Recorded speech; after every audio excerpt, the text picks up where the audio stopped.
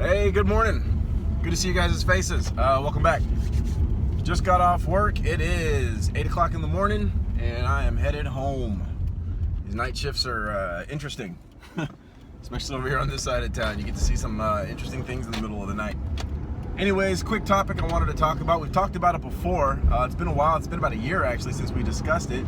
Wanted to go over it one more time, and the main reason why is because I've seen some evidence that's brought it back to my mind, made me want to go over it one more time. The issue is carrying your gun, your pistol, with a round in the chamber, or not, or carrying it without a round in the chamber. Which should you do, and reasons why. So I am a huge advocate, 100%, for carrying chambered. You should always have a round in the chamber when you're carrying your firearm. Even when you're not carrying it, guns are designed to be loaded.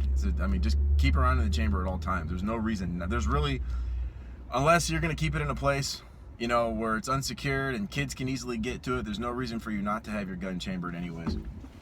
So the reason why I'm bringing this up, a friend of mine, I will not mention any names because I'm not here to try to embarrass anyone, but a friend of mine recently purchased a pistol. He went out and got a Glock 19, so kudos to him, on my recommendation, obviously, because I'm what you call a fanboy of Glocks, just because they're good pistols, so I recommend them to people. He went and shot a bunch of different models and different manufacturers, and he decided on the Glock. So great. And so he's decided to carry a gun, and so, which I think is great. I think everybody should carry a gun. Everyone. I think every American, you have a right to carry it. I think you should exercise that right. But that's another topic for another day. So he decides he's going to carry his gun, right? And so on a few different occasions, I've noticed that he does not carry chambered. And I've talked to him about it, and I've explained to him why he should carry chambered, and he's just, it's not a big deal. It only takes an extra second or two to pull the gun out and then rack around into the chamber, and he's, I don't know, he doesn't listen because I tell him that seconds count, you know what I mean? Like, when someone's trying to kill you, that extra 1 or 2 seconds could be the difference between life and death. So why add more variables to an already, dynamic and rapidly evolving situation that's very dangerous and life-threatening? Why would you add more variables to that unnecessarily by not having your gun already ready to go?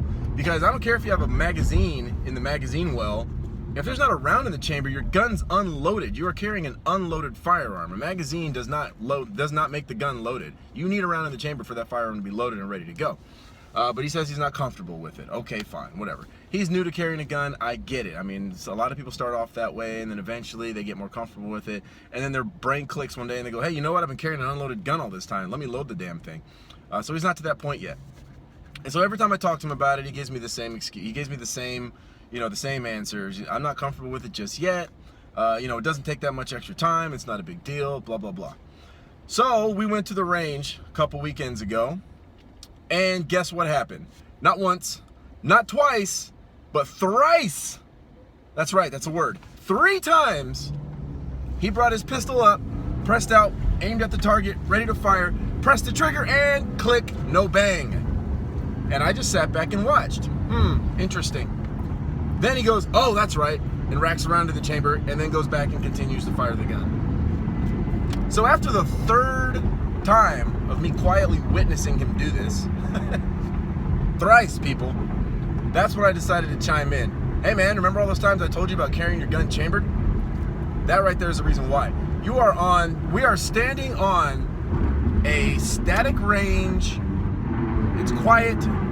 It's only us. It's peaceful. You are shooting under controlled conditions, calm, cool, and collected, and you've made the mistake thrice.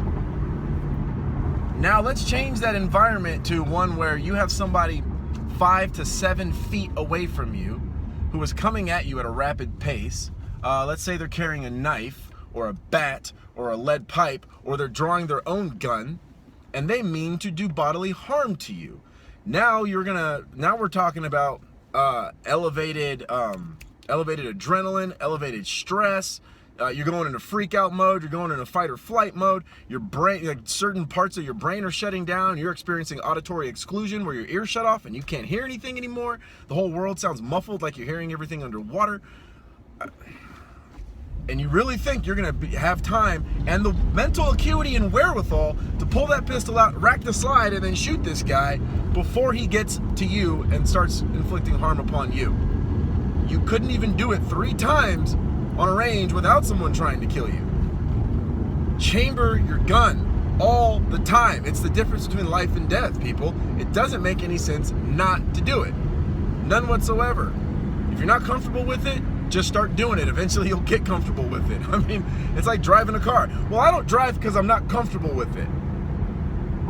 Okay, so you're just never gonna drive for the rest of your life? I mean, that you gotta do it. You just get out there and do it until you're comfortable with it, and then it's not a big deal anymore.